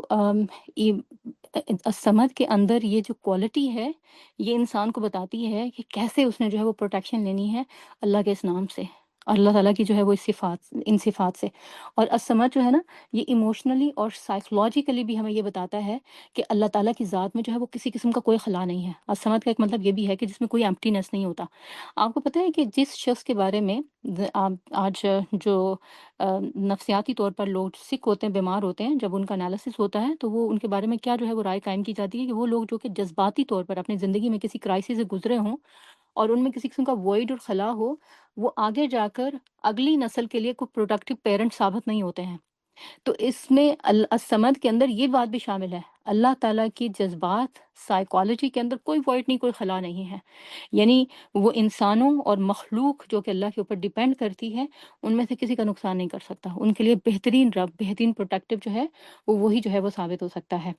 تو اور وہ ایسا خالق ہے جس کے بغیر اس دنیا میں کوئی ایگزسٹ نہیں کر سکتا، یعنی جس کا جو اٹینشن سپین ہے، اگر اس میں ایک لمحے کے برابر بھی کمی ہو جائے تو جو مخلوق ہے وہ اس زمین پر ایگزسٹ نہیں کر سکتی ہے۔ تو یہ اللہ کا تعارف ہے جو کہ ہمیں الصمد سے ہوا ہے۔ اور وہ کیا ہے کہ جب بھی ہم اس کو پکاریں، جہاں بھی پکاریں، جس حالت میں بھی پکاریں، انفرادی طور پر کسی پرابلم میں اگر گرفتار ہیں یا اجتماعی طور پر، انسان کے سارے مسائل کا حل صرف اور صرف اللہ کے پاس ہے۔ اور احد کے بعد الصمد یہ وہ کوالٹی ہے جو کسی انسان میں آپ جو ہے وہ نہیں پا سکتے۔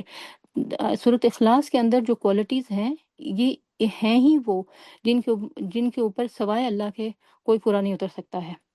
اور یہ جو صورت ہمیں جو ہے وہ شرک سے بچاتی ہے، وہ اس لیے بچاتی ہے کہ جب ہمیں احد کا تعارف ہو جائے، ہمیں الصمد کے بارے میں پتہ چل جائے، پھر اس کے بعد یہ کہ لم یلد ولم یولد، نہ اس کو کسی نے جنا، نہ وہ کسی سے جو ہے وہ جنا گیا، پہلے تو آپ دیکھیں نا، جب انسان اپنے بارے میں بات کرتا ہے تو بات کرتا ہے میرے پیرنٹس کے بعد آگے اولاد آتی ہے نا، لیکن اللہ کے بارے میں یہاں پر اس آیت میں آیا کیا ہے؟ لم یلد ولم یولد، نہ اس نے کسی کو جنا، نہ وہ کسی سے جو ہے وہ جنا گیا، نہ اس کے آگے کوئی اولاد ہے، نہ وہ کسی کی جو ہے وہ اولاد ہے۔ تو اس کی وجہ جو ہے وہ کیا تھی کہ اس دور میں جو پھیلا ہوا شرک تھا، بلکہ آج بھی جو پھیلا ہوا شرک ہے وہ کیا ہے کہ اللہ کی آگے اولاد ہے۔ عیسائیوں نے بھی یہی کہا کہ عیسیٰ اللہ تعالیٰ کے بیٹے ہیں، یہودیوں نے یہ کہا عزیر اللہ کے بیٹے ہیں، مشرکین کیا کہتے تھے؟ فرشتے اللہ کی بیٹیاں ہیں۔ اور باقی جو مذاہب ہیں ان کے ہاں بھی اللہ کی اولاد ہی کے بارے میں ملتا ہے، اللہ کے والدین کے بارے میں جو ہے وہ ایسا کوئی ہمیں آئیڈیا خیال جو ہے وہ نہیں ملتا ہے۔ تو اس لیے پہلے وہ بات کی گئی، پھر اس کے بعد دوسری بات کی گئی، اور یہ بات جو ہے اس سے کوئی اولاد جو ہے وہ نہیں ہے، اور وہ کسی کا جو ہے وہ ماں باپ، اس کے کوئی ماں باپ جو ہے وہ نہیں ہے۔ اولاد انسانوں کی اس دنیا میں جتنی بھی جو ہے وہ مخلوق ہے، کریشن ہے، ٹرائبز ہیں، یا یہ کہ جو مختلف علاقوں کے اندر لوگ بٹے ہوئے ہیں، ان کے ہاں اگر آپ دیکھیں تو خاندانی کسی شخص کا شمار ہونا، اس کے لیے کیا کرائٹیریا ہے کہ اس کے پیچھے انسیسٹرز ہوں۔ اگر کسی کے بارے میں یہ پتا چلا کہ یہ اس کے تو ماں باپ ہی نہیں ہے، پتہ ہی نہیں اس کا باپ کون ہے اور کہاں سے جو ہے یہ پیدا ہوا تھا، تو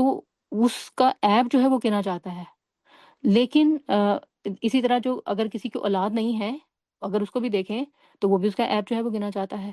اللہ کی یونیکنیس دیکھیں، احد کی جو ہے وہ کوالٹی یہاں پر ظاہر ہو رہی ہے نا، اللہ یونیک ہے، اکیلا تنہا، اس جیسا ہے ہی کوئی نہیں۔ مخلوق کے اندر یہ دونوں چیزیں عیب سمجھی جاتی ہیں، کسی کے ماں باپ کا نہ پتہ ہو یا کسی کے آگے اولاد کا نہ پتہ ہو یا اس کی اولاد نہ ہو، یہ دونوں اس کے عیب سمجھے جاتے ہیں۔ لیکن نہ اللہ کی اولاد ہے نہ اس کے ماں باپ ہے،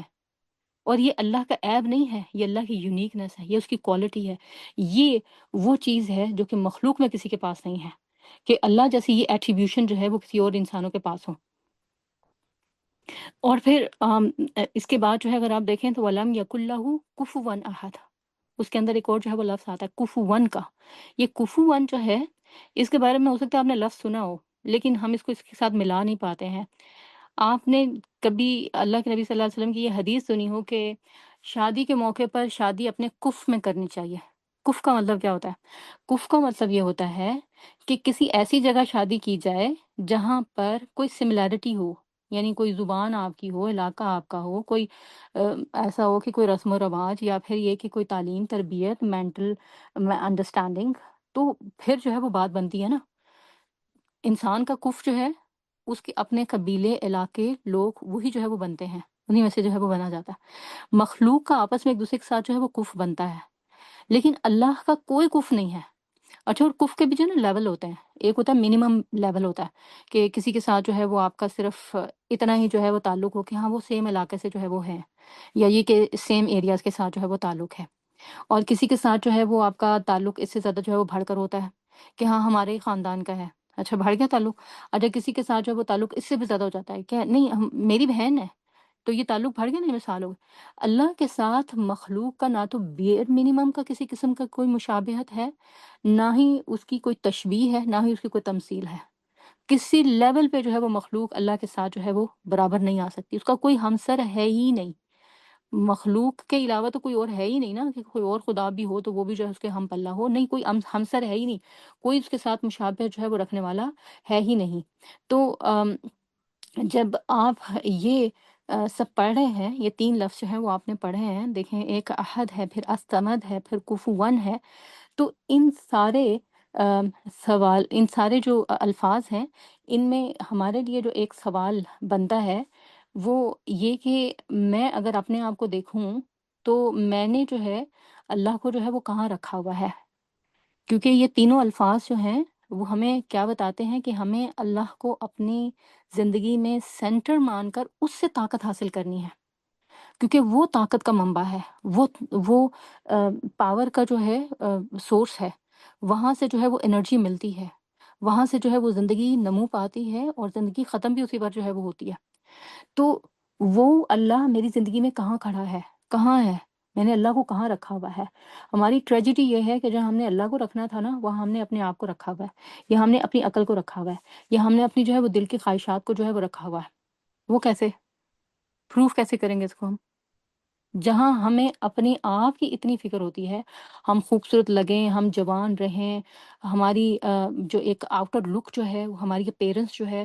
وہ ہمیشہ جو ہے وہ فریش جو ہے وہ نظر آئے، یہ کیا ہے؟ اور اسی کے لیے ساری بھاگ دوڑ ہے، اور اسی کے لیے جو ہے وہ ساری انرجی، وقت ضائع، ٹائم، پیسہ جو ہے وہ ہم اس کے اوپر لگانے کو تیار رہتے ہیں۔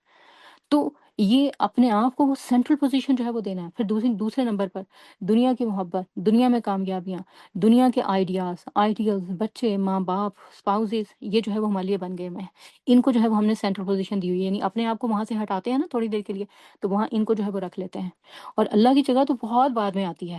تو جبکہ پوچھنا ہمیں جو ہے وہ اپنے آپ سے کیا چاہیے کہ کیا میں قل هو اللہ احد کے پیچھے بھاگ رہی ہوں؟ کیونکہ قل هو اللہ احد جو ہے اس کا تو، یعنی اگر آپ احد سے لے کے احد تک، پہلی آیت کے آخری ورڈ سے لے کر آخری آیت کے آخری ورڈ تک اگر چلے جائیں، تو اس سب کا تو میسج جو ہے وہ ہمیں جو ملتا ہے وہ یہ ملتا ہے کہ ان صلاتی و نسکی و محیای و مماتی للہ رب العالمین، کہ میری نماز، میری قربانی، میرا جینا مرنا سب جو ہے وہ اللہ کے لیے ہے۔ یعنی میرے آئیڈیلز ہوں، میرے آئیڈیاز ہوں، میری ڈیزائرز ہوں، میری خواہشات ہوں، سب اللہ کی مرضی کے سامنے جو ہے وہ سرنگوں ہیں۔ اور تو پھر ہم جو ہے وہ کیا پوچھیں گے اپنے آپ سے؟ کیا اللہ کی خوشی میری خوشی ہے؟ کیا اللہ کی بات میرے لیے اہم ہے؟ کیا اللہ کا عبد بننا میرا گول ہے؟ کیونکہ عبد کے لیے ہی پروٹیکشن ہے، یہ یاد رکھیے گا۔ ایاک نعبد و ایاک نستعین کی بات ہم کرتے ہیں سورۃ فاتحہ کے اندر، تو اب جو ہے نا اللہ کا، اسی کے لیے اس دنیا میں پروٹیکشن ہے۔ اللہ کے رسول صلی اللہ علیہ وسلم نے ارشاد فرمایا کہ اللہ نے اس کائنات کو توحید کے اوپر جو ہے وہ قائم کیا ہے۔ زمین و آسمان کا نظام جو ہے وہ توحید کے اوپر جو ہے وہ اسٹیبلش ہے، اور جب تک اس زمین پر، حدیث میں کا جو مفہوم ہے وہ یہ ہے کہ جب تک اس زمین پر ایک آخری بھی اللہ کا عبد ہوگا نا، یعنی آخری مومن بھی ہوگا، تب تک جو ہے وہ زمین پر اللہ قیامت جو ہے اس کو برپا نہیں کرے گا۔ قیامت آئے گی اس وقت جب اللہ اپنے عبد کو اٹھا لے گا، آخری عبد کو بھی اٹھا لے گا، اور پھر اس کے بعد جو ہے وہ صرف دنیا میں کافر رہ جائیں گے، تو ان کے اوپر جو ہے یہ قیامت جو ہے وہ برپا ہوگی۔ تو کیا ہے مطلب، کیا ہے کہ پروٹیکشن جو ہے وہ اللہ کے عبد کے لیے ہے۔ اور توحید کا جو میسج اس سورۃ اخلاص میں دیا گیا ہے وہ ہمیں یہ دیا گیا ہے کہ ان صلاتی و نسکی و محیای و مماتی للہ رب العالمین، میں نے اللہ کا عبد بننا ہے، یہ میرا جو ہے یہ گول ہونا چاہیے۔ میرے لیے اللہ کی خوشی امپورٹنٹ ہونی چاہیے، اپنی خوشی نہیں۔ ہم اپنی خوشیوں کے پیچھے بھاگتے ہیں نا، ہمیں پرواہ ہوتی ہے تو اپنی، ہماری پریشانیاں جو ہے وہ امپورٹنٹ ہے، جبکہ ہمیں جو ہے وہ فکر کس بات کی ہونی چاہیے؟ کیا اللہ کی خوشی اس بات میں ہے، اس کام میں ہے جو میں کر رہی ہوں؟ کیا اللہ اس بات سے ناراض ہوتا ہے؟ اللہ کی خوشی اور اس کی ناراضگی کی پرواہ ہونی چاہیے، اس کے چہرے کو دیکھنا جو ہے وہ ہمارا گول ہونا چاہیے۔ یہ صورت اس بات کا جو ہے وہ تقاضا کر رہی ہے ہم سے۔ یہ اللہ کا تعارف ہے نا جو ہمیں مل رہا ہے، یہ تعارف جب ہمارے دل میں اتر جاتا ہے نا، تب ہمیں جو ہے مینٹلی اور سائیکولوجیکلی صحت جو ہے وہ نصیب ہوتی ہے۔ اور پھر اس کے بعد آپ یہ دیکھیں کہ جب ہمیں یہ چیزیں مل جاتی ہیں، یعنی ہم نے جب اس کے مفہوم کو جو ہے وہ سمجھ لیا ہے اس صورت کے، اور ہم یہ جان رہے ہیں کہ اچھا الاحد کا مطلب یہ ہے، صمد کا مطلب یہ ہے، کفواً کا مطلب یہ ہے، تو اب جو ہے وہ جو میں آپ کو کہہ رہی تھی نا، پریمیم گولڈ جو انسان بن جاتا ہے وہ اسی صورت میں بنتا ہے۔ اخلاص اور سنسیرٹی اور پیورٹی اسی میں، اسی صورت میں جو ہے وہ آتی ہے کہ وہ اپنے آپ کو اللہ کی فرما برداری میں دینے کے لیے تیار ہو جاتا ہے۔ اس کے لیے اللہ کی خوشی اہم ہے، اس کے لیے اللہ کی ناراضگی اہم ہے، اس کے لیے اللہ کا کوئی بات کہہ دینا اہم ہے، اللہ کا کسی بات سے جو ہے وہ روک دینا اہم ہے۔ اور اب جب یہ بات ہم نے سمجھ لی ہے، اور میں نے کہا کہ یہ جو عبد بنتا ہے نا جب انسان، اسی کے لیے پروٹیکشن ہے، تو پھر یہ سورت جو ہے، سوال یہ پیدا ہوتا ہے نا کہ ہم جب اس میں اللہ کی بات کر رہے ہیں، اللہ کا تعارف ہے، تو پھر یہ سورت جو ہے وہ ہمیں کیسے جو ہے پروٹیکشن دیتی ہے؟ تو ایک تو یہ کہ اللہ کا بندہ بننے میں ہمارے لیے عافیت ہے، اللہ کی بات ماننے میں ہماری پروٹیکشن ہے۔ دوسری جو ہے وہ کیا ہے، اس کی پناہ دینے والی صورتوں میں یعنی دوسری صورتیں، اور ویسے تو یہ پناہ دینے والی صورت ہے، اب جو میں صورت کی بات کر رہی ہوں تو میں سواد والے صورت کی بات کر رہی ہوں کہ باقی اور کس طریقے سے یہ صورت جو ہے وہ ہمیں پناہ دیتی ہے۔ اس میں نمبر ایک ہے شیطان سے بچاؤ۔ شیطان سے بچاؤ جو ہے یہ صورت کس طریقے سے کرتی ہے ہمارا، وہ اس سلسلے میں اللہ کے نبی صلی اللہ علیہ وسلم کی حدیث ہے کہ آپ صلی اللہ علیہ وسلم نے ارشاد فرمایا، شیطان جو ہے وہ اللہ کے ذکر سے جو ہے وہ بھاگتا ہے، اور اس صورت میں شیطان کو بھگانے کے لیے اللہ کا ذکر ہی تو ہے، اور جہاں اللہ کا ذکر کیا جاتا ہے شیطان جو ہے وہ وہاں پر رہ نہیں سکتا ہے۔ اسی لیے آپ دیکھیں کہ جن گھروں میں سورہ بقرہ کی تلاوت کرنے کو کہا گیا، شیطان جو ہے وہ وہاں سے بھاگ جاتا ہے۔ امام ابن قیم کہتے ہیں کہ اللہ کے رسول صلی اللہ علیہ وسلم کی سنت میں سورۃ اخلاص کی اتنی زیادہ تلاوت ہمیں یہ بتاتی ہے کہ توحید کا اقرار اور اس پر عمل ہماری جو ہے وہ اشد ضرورت ہے۔ اور ورنہ شیطان جس طرح دن اور رات کو کوشش کرتا ہے کہ ہمارا اللہ پر ایمان اور یقین جو ہے اس کو توڑ دے، وہ اس میں کامیاب ہو جاتا ہے۔ تو لہٰذا جو ہے یہ سورج جو ہے وہ ہمیں ایک طرف کیا کرتی ہے کہ اللہ سے جوڑتی ہے، اللہ کے فرما بردار بننے پر جو ہے وہ ہمیں اکساتی ہے، اور دوسری طرف جو ہمیں شیطان کے شر سے بچاتی ہے۔ اور جب اللہ کا ذکر کیا جاتا ہے تو شیطان جو ہے وہ انسان کے دل سے جو ہے وہ نکل جاتا ہے، کیونکہ آپ صلی اللہ علیہ وسلم کی حدیث ہے نا کہ جب انسان اللہ کے ذکر سے غافل ہوتا ہے تو شیطان اپنی تھوتنی جو ہے وہ اس کے سینے میں داخل کر دیتا ہے، اور جب وہ اللہ کا ذکر کرتا ہے تو وہ اپنی تھوتنی نکال دیتا ہے، اور وہ کہا جاتا ہے کہ وہ انسان کے بائیں کندھے پر بیٹھا ہوا ہوتا ہے، اور بائیں کندھے پر بیٹھ کے وہ جو تھوتنی ہے انسان کے سینے میں داخل کرتا ہے، اور اس کے ذریعے سے وسوسے جو ہے وہ انسان کے دل میں داخل کرتا ہے۔ جب انسان اللہ کا ذکر کرتا ہے تو وہ اپنی جو تھوتنی ہے اس کو نکال دیتا ہے، اور جب وہ اللہ کا ذکر نہیں کرتا تو وہ دوبارہ سے تھوتنی جو ہے اس کے اندر ڈال دیتا ہے۔ اور اسی بات کو سورۃ زخرف میں اللہ تعالیٰ نے جو ہے وہ اس طریقے سے انڈورس کیا ہے اور کہا ہے کہ وَمَن يَعْشُ عَن ذِكْرِ الرَّحْمَنِ نُقَيِّضُ لَهُ شَيْطَانًا فَهُوَ لَهُ قَرِينٌ، کہ جو شخص رحمان کے ذکر سے تغافل برتتا ہے تو اس پر ہم ایک شیطان جو ہے اس کو مسلط کر دیتے ہیں، اور پھر وہ اس کا قرین بن جاتا ہے، یعنی وہ اس کا جو ہے وہ ساتھی بن جاتا ہے۔ بخاری مسلم کی حدیث ہے کہ ہر شخص کے ساتھ ایک شیطان اور ایک فرشتہ ہے اٹیچ اللہ کی طرف سے۔ تو شیطان جو ہے وہ اس کو برائی کی طرف اکساتا ہے، اور فرشتہ جو ہے اس کو اچھائی کی طرف جو ہے وہ بلاتا ہے۔ تو ایک شخص نے اللہ کے رسول صلی اللہ علیہ وسلم سے پوچھا کہ کیا آپ کے ساتھ بھی، یعنی اسی قرین کی طرف جو ہے وہ اشارہ ہے اس حدیث میں۔ تو آپ صلی اللہ علیہ وسلم نے فرمایا کہ ہاں میرے ساتھ بھی تھا، لیکن یہ کہ اللہ نے مجھے اس پر غلبہ دے دیا، اب وہ بھی مجھے جو ہے وہ اچھائی کی طرف جو ہے بلاتا ہے۔ تو کیونکہ یہ آپ صلی اللہ علیہ وسلم کا ہی اسٹیٹس ہے کہ ما ضل صاحبکم وما غویٰ،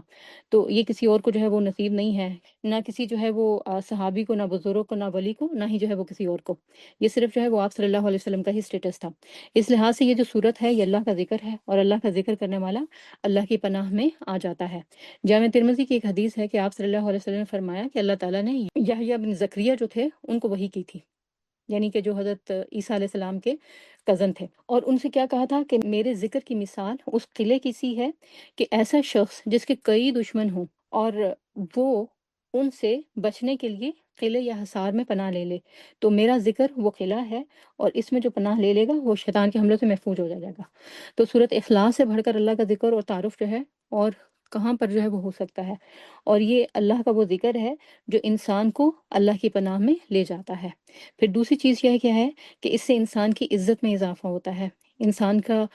جو شرف ہے وہ انسان بننے میں ہے۔ اللہ تعالیٰ کہتے ہیں نا سورۃ التین میں لَقَدْ خَلَقْنَا الْإِنسَانَ فِي أَحْسَنِ تَقْوِيمٍ، کہ ہم نے انسان کو بہترین تقویم پر جو ہے وہ پیدا کیا ہے، اور وہ تقویم کیا ہے کہ اللہ نے انسان کو اپنی فطرت پر پیدا کیا ہے، یعنی توحید پر آتا ہے جو بچہ بھی دنیا میں آتا ہے، اور پھر کہا کہ ایک طرف تو کہا نا کہ لَقَدْ خَلَقْنَا الْإِنسَانَ فِي أَحْسَنِ تَقْوِيمٍ ثُمَّ رَدَدْنَاهُ أَسْفَلَ سَافِلِينَ،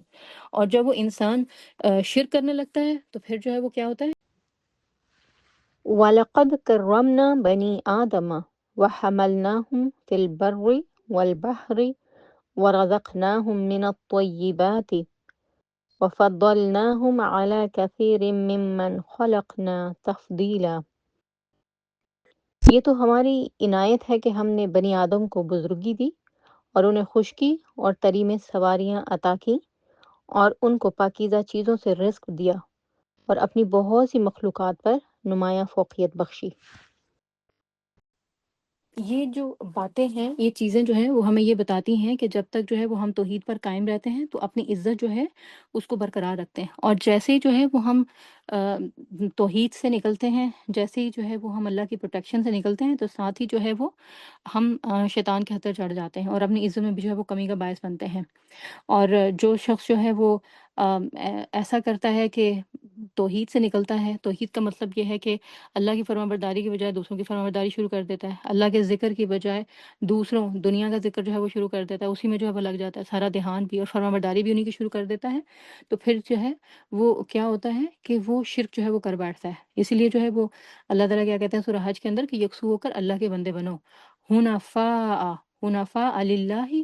غیر مشرکین بہ ومن یشرک باللہ، تو پھر اس کا جو ہے وہ حال کیا ہے کہ ومن یشرک باللہ، جو اللہ کے ساتھ جو ہے وہ شرک کرتا ہے، فکأنما خر من السماء، تو گویا اس کا حال یہ ہے کہ جو ہے گویا کہ وہ آسمان سے جو ہے وہ گر پڑا، تو آسمان سے جب وہ گر پڑتا ہے پھر اس کی کوئی پروٹیکشن جو ہے وہ نہیں ہے، فتخطفہ الطیر او تہوی بہ الریح فی مکان سحیق، کہ پھر اس کا حال جو ہے وہ یہ ہوتا ہے کہ یا تو اسے پرندے اچک لے جائیں یا پھر ہوا اس کو ایسی جگہ پر پھینک دے جہاں اس کے جو ہے وہ چیتھڑے اڑ جائیں۔ تو جب انسان جو ہے وہ اللہ کو سینٹرل جگہ پر رکھتا ہے، پھر جو ہے وہ اس کی پروٹیکشن ہوتی ہے، پھر اس کی عزت میں اضافہ ہوتا ہے، اور پھر جو ہے اس کی زندگی میں جو اخلاص کا فہم ہے وہ اس کو یہ بتاتا ہے کہ اس کے لیے کس کی خوشی اور کس کی ناراضگی جو ہے وہ اہم ہے۔ پھر اس کے بعد جو ہے وہ یہ ہے کہ سورۃ اخلاص کا ایک اور پیغام جو کہ ہمیں ہر قسم کی بیماریوں سے بچاتا ہے، وہ کیا ہے کہ انسان جو ہے وہ جب اپنا ایم یہ بنا لیتا ہے نا کہ میں نے اللہ کے چہرے کو دیکھنا ہے اور اللہ کے چہرے کو دیکھنا ہی میری زندگی کا گول اور ایم ہے، تو وہ پھر کیا کرتا ہے کہ اس کو اللہ کا جو تعارف حاصل ہوتا ہے اس کے ذریعے سے، اس کو سائیکولوجیکلی جو ہے وہ صحت مند رکھتا ہے ذہنی طور پر۔ ورنہ جو کئی قسم کے نفسیاتی مسائل ہیں جن سے ہم جو دوچار ہیں، ڈپریشن ہے، بے چینی ہے، پریشانیاں ہیں، اداسیاں ہیں، غم ہے، خود اور اس کے نتیجے میں خودکشی ہے، یہ کیوں ہے؟ کیونکہ انسان جو ہے نہ، اگر اس کے اندر علم آ جاتا ہے تو اس علم کو صحیح طریقے سے استعمال کرنے کا طریقہ نہیں آتا، وہ چاہے دنیا کا علم ہو چاہے دین کا علم ہو۔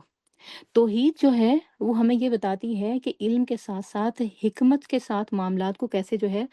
ڈیل کرنا ہے، کیسے جو ہے مسائل کو حل کرنا ہے، اور کیسے جو ہے محبت کے طریقے جو ہے وہ اپنانے ہیں۔ توحید جو ہے نا، اللہ کی توحید، اللہ کا ایک واحد اور یکتا ہونا، الصمد ہونا، اور اس کا غلبہ پانا، اور اس کا جو ہے وہ انسان کی زندگی میں سینٹرل فوکل پوائنٹ بن جانا، انسان کو محبت سکھاتا ہے۔ اور اس کی مثال دیکھنی ہو نا تو ابراہیم علیہ السلام کو دیکھا جا سکتا ہے، آپ صلی اللہ علیہ وسلم کو دیکھا جا سکتا ہے، محبتوں کے پیکر تھے یہ، آپ مطلب توحید میں سب سے آگے، اور دنیا کے ساتھ سب سے زیادہ محبت کرنے والے۔ تو توحید ہمیں یہ بتاتی ہے کہ دوسروں کو نا کیڑا مکوڑا سمجھنا چھوڑ دیں ہم، دوسروں کو کمتر سمجھنا چھوڑ دیں، مشرک اور گناہ گار سمجھ کر ان کو جو ہے اپنے سے الگ کرنا چھوڑ دیں، خود کو جو ہے وہ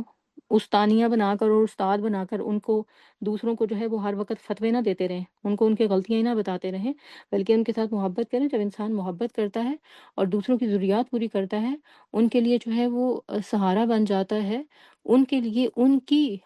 مشکل وقت میں مدد کے لیے آگے بڑھتا ہے نا، تو اللہ تعالیٰ اسی کو جو ہے وہ ان لوگوں کی زندگیاں بدلنے کا فرضیہ بنا دیتے ہیں۔ اللہ کو احد مان کر، اللہ کو صمد مان لینا،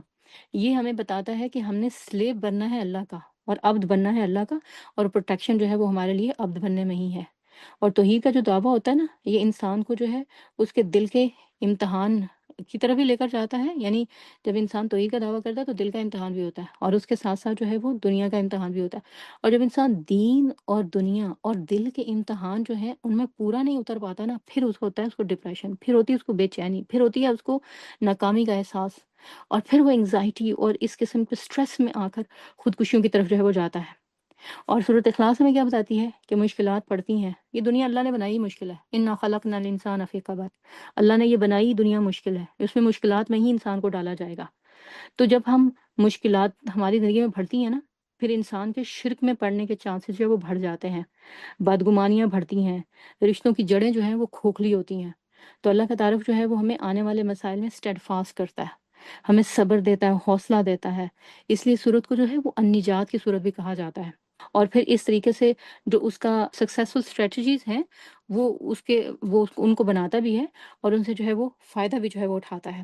تو یہ جو ہے یہ سارے کے سارے اس صورت کے کمالات ہیں جو کہ ہمیں جو ہے وہ دیکھنے کو ملتے ہیں۔ اور پھر اب آپ دیکھیں کہ اس صورت سے جو ہے وہ ہم فیض کیسے اٹھا سکتے ہیں۔ اللہ کے رسول صلی اللہ علیہ وسلم کی سنت ہم نے دیکھی، صحابہ کا عمل ہم نے دیکھا، تو آپ صلی اللہ علیہ وسلم نے جو ہمیں اس سلسلے میں تعلیمات دی ہیں وہ کیا ہیں؟ لاسٹ ٹائم بھی ہم نے ایک حدیث میں دیکھا تھا، آپ صلی اللہ علیہ وسلم کی سنت پہ تو ہم نے دیکھا نا کہ آپ صلی اللہ علیہ وسلم اس کو جو ہے وہ نمازوں میں پڑھتے تھے،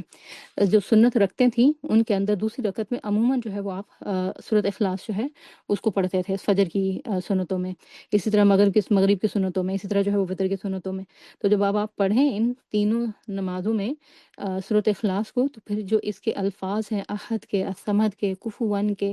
اس کی طاقت کو محسوس کرتے ہوئے اللہ کے سامنے اپنے آپ کو سرنڈر کریں، واقعی آپ کو جو ہے اللہ سے محبت فیل ہوگی، کنیکشن جو ہے فیل ہوگا، تعلق جڑتا ہے تو محبت بھی محسوس ہوتی ہے۔ پھر اس کے بعد جو ہے آپ صلی اللہ علیہ وسلم نے ہمیں صبح شام کے اذکار میں کہا 3 دفعہ اس کو پڑھنے کو،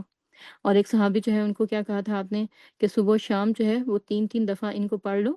تمہیں ہر چیز کے لیے جو ہے وہ کافی ہو جائیں گی۔ اور پھر